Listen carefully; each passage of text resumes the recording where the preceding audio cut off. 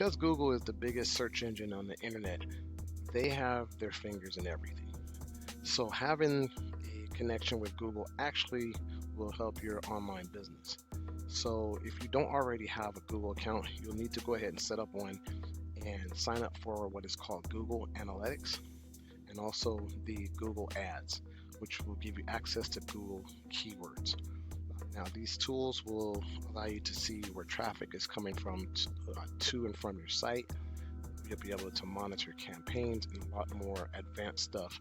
But for now, this will also be a part of connecting the different platforms like Shopify and your websites and even YouTube.